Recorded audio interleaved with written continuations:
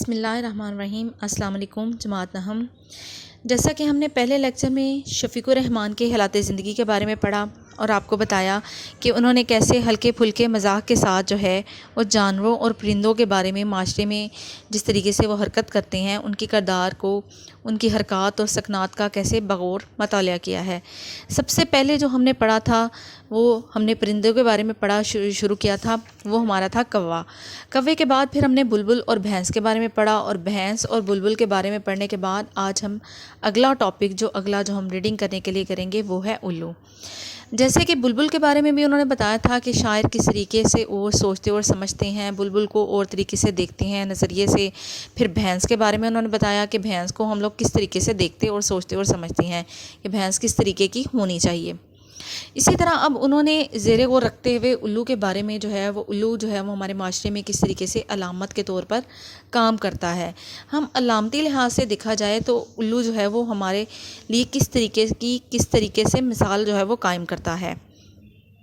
سب سے پہلے انہوں نے بتایا ہے الو بردباد ہے۔ بردباد کا مطلب ہوتا ہے تحمل مزاج، ہر چیز کو برداشت کرنے والا، اور دانش مند ہے۔ دانش مند مطلب عقل مند ہے، لیکن پھر بھی الو ہے، مطلب وہ کہتے ہیں پھر بھی کہنے کو وہ الو ہی کہلاتا ہے۔ ہم ہر نکمی بیکار اور بری چیز کو جو کہتے ہیں نا، جو نئی دماغ سے کام کرتی، جو بچے اچھے نام کا کام کرتے ہیں تو ہم ان کو جو ہے وہ طنزاً جو ہے وہ یہی کہتے ہیں کہ تم الو ہو۔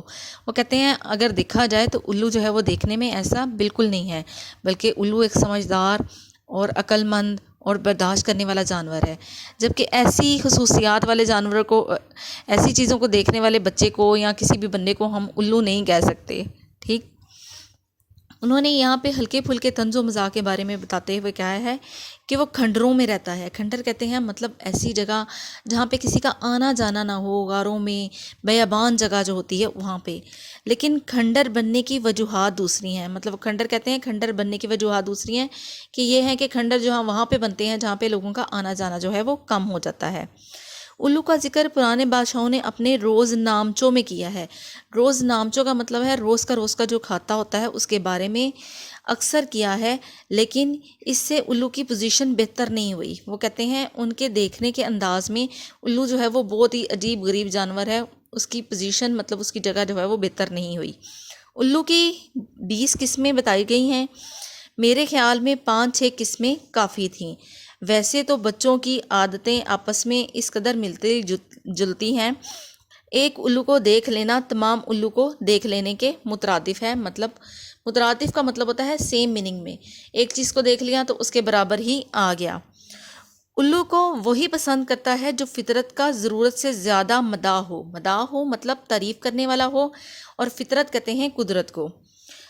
روزمرہ مطلب عام زندگی میں، عام حالات میں روزمرہ کے الو کو بوم کہا جاتا ہے۔ مطلب جو روزمرہ زندگی میں ہم الو دیکھتے ہیں وہ بوم ہے، یعنی کہ الو کی ایک قسم ہے جس کا نام بوم ہے۔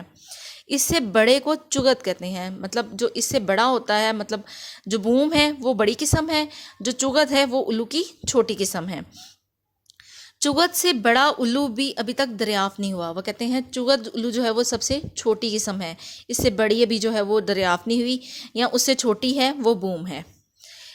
دن بھر الو آرام کرتا ہے، رات بھر ہو ہو کرتا ہے، اس میں کیا مصلحت پوشیدہ ہے؟ مصلحت کہتے ہیں مطلب مناسب تجویز، اور پوشیدہ کا مطلب ہے چھپا ہونا۔ میرا قیاس اتنا ہی صحیح ہے۔ قیاس مطلب میرا جو ہے اندازہ یا میرا جو ہے مطالعہ جو ہے وہ اتنا ہی صحیح ہے جتنا کہ آپ کا۔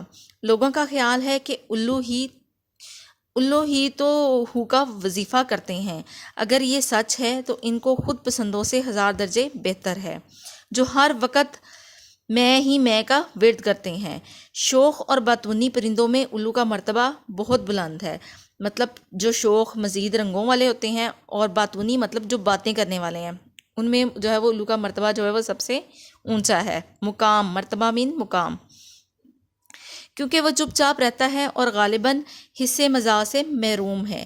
حصے مزاح کہتے ہیں مذاق کرنے والی حص کو، محروم کا مطلب ہے کہ وہ جو ہے اس سے باز ہی رہتا ہے۔ بہت سے لوگ محض اس کے لیے ذی فہم سمجھتے ہیں۔ محض کہتے ہیں صرف کو، اور ذی فہم مطلب ہے سمجھدار، کہ وہ کبھی بھی نہیں مسکراتے۔ مطلب الو جو ہے وہ ایک سنجیدہ قسم کا جو ہے وہ جانور ہے، پرندہ ہے۔ مادہ ننھے الو بچوں کی بڑی دیکھ بھال کرتے ہیں، مگر جوں ہی وہ ذرا بڑے ہوئے اور ان کی شکل اپنے ابا سے ملنے لگی، انہیں باہر نکال دیتے ہیں۔ الو، یہاں پہ انہوں نے ہلکے پھلکے طنز و مزاح کے ساتھ بتایا کہ الو جو ہے وہ اگر اس کی شکل باپ پہ ملنی شروع کر دے تو وہ جو ماں الو ہے وہ اس کو نکال دیتی ہے۔ الو کو اپنے بچوں کی تعلیم و تربیت سے کوئی دلچسپی نہیں، وہ جانتا ہے کہ یہ سب بے سود ہے۔ بے سود ہے مطلب اس کا کوئی فائدہ نہیں۔ الو اچھے بھی ہوتے ہیں اور برے بھی ہوتے ہیں۔ اچھے وہ ہوتے ہیں جو دور دراز جنگلوں میں رہتے ہیں۔ الوؤں کو برا بھلا کہتے ہوئے وقت یہ مت بھولیے کہ انہوں نے الو بننے کی التجا تھوڑی ہی کی تھی، مطلب وہ قدرتی طور پہ الو بن کے آئے ہیں، اللہ تعالیٰ نے ان کو بنایا، تو الوؤں کو اس بارے میں برا بھلا کہنا جو ہے وہ مناسب نہیں ہے۔ آگے نیکسٹ ہم پڑھتے ہیں، ہمارا نیکسٹ جو ہے وہ جانور آ جاتا ہے بلی۔ بلیوں کے بارے میں کہا جاتا ہے کہ بلیاں جو ہیں وہ اکثر جو ہے وہ دودھ اور گوشت کو پسند کرتی ہیں، اس کی تلاش میں رہتی ہیں، لیکن یہاں شفیق الرحمان نے بلیوں کے بارے میں کچھ ایک عجیب طرح کی جو ہے وہ جانکاری کو ہمیں بتایا ہے۔ بلیوں کی کئی قسمیں بتائی گئی ہیں، جو لوگ بلیوں کی قسمیں گنتے رہتے ہیں ان کی بھی ایک قسم ہے، مطلب جو بلیوں کی چیزیں بلیاں پالنے والوں کو یہ وہم ہوتا ہے، وہم کا مطلب ہوتا ہے گمان ہونا، مطلب جو چیز نہیں ہونی اس کے بارے میں سوچنا۔ بلی انہیں خام خواہ مطلب بغیر کسی مقصد کے، اس لیے نہیں کہ وہ بلی کے قیام و طعام مطلب رہنے کا اور کھانے کا بندوبست کرتے ہیں، کاش کہ ایک ہی جیسا ہو۔ بلی دوسروں کا نقطہ نظر نہیں سمجھتی، مطلب دوسروں کے دیکھنے کے انداز کو نہیں سمجھتی۔ اگر اسے بتایا جائے کہ ہم دنیا میں دوسروں کی مدد کرنے کے لیے آئے ہیں تو اس کا پہلا سوال یہی ہوگا کہ دوسرے یہاں کیا کرنے آئے ہیں۔ سال بھر میں بلی سدھائی جا سکتی ہے مطلب بلی کی تربیت کی جا سکتی ہے۔ بلی کو جو ہے وہ ہم کہتے ہیں سیدھا کھڑا کرنا، اس کو ٹھیک درست طریقے سے چلنا پھرنا جو ہے وہ بٹھانا، یہ ساری چیزیں ہیں سدھارنے میں آتی ہیں، مگر سال بھر کی مشقت میں محنت کا نتیجہ صرف ایک سدھائی ہوئی بلی ہوگی، جہاں بقیہ چوپائے اور دودھ پلانے والے جانور میں سے نہیں ہے، وہاں بلی دودھ پینے والے جانور سے تعلق رکھتی ہے۔ اگر غلطی سے دودھ کھلا رہ جائے تو آپ کی سدھائی ہوئی بلی پی جائے گی، اگر دودھ کو بند کر کے کفل کہتے ہیں تالے کو، تالا لگا دیا جائے تب بھی پی جائے گی، کیونکہ یہ ایک راز ہے۔ راز کہتے ہیں مطلب ایسی بات جس کا جاننا ممکن نہیں ہے، جو بلیوں تک محدود ہے۔ بلیاں آپس میں لڑتی ہیں تو ناخنوں سے ایک دوسرے کا منہ نوچ لیتی ہیں اور مہینوں ایک دوسرے سے برا بھلا کہتی ہیں اور بات نہیں کرتی۔ بلی اور کتے کی رقابت کہتے ہیں دشمنی کو، مشہور ہے۔ بلی برداشت نہیں کر سکتی کہ انسان کا کوئی وفادار دوست ہو۔ بلی کو برداشت بہت کم ہے، بلی کی قوت برداشت جو ہے وہ زیادہ نہیں ہے۔ چند بلیاں گھر میں سارے چوہوں کو ختم کر سکتی ہیں، چوہے تو رفع ہو جائیں گے، رفع مطلب دفع ہو جائیں گے، چلے جائیں گے، مگر بلیاں رہ جائیں گی۔ بلیاں دن بھر میک اپ کرتی رہتی ہیں، ان کی جلد پر طرح طرح کے ڈیزائن ہوتے ہیں۔ موٹی بلیاں اپنے جسم پر لمبائی میں سیدھی دھاریاں بنا لیتی ہیں، مطلب لمبے لمبے سیدھے سیدھے جو ہیں وہ نشانات کی بات کر رہے ہیں۔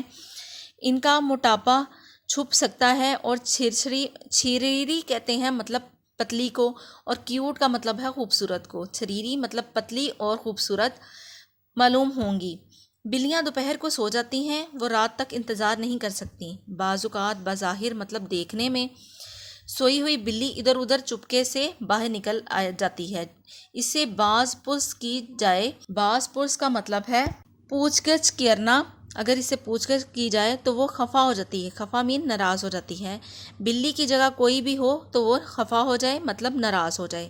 ایک ہی گھر میں سال ہا سال مطلب کئی سالوں گزارنے کے باوجود انسان اور بلی اجنبی مطلب ایک دوسرے سے واقفیت نہ ہونا رہتے ہیں، زندگی کتنی عجیب ہے۔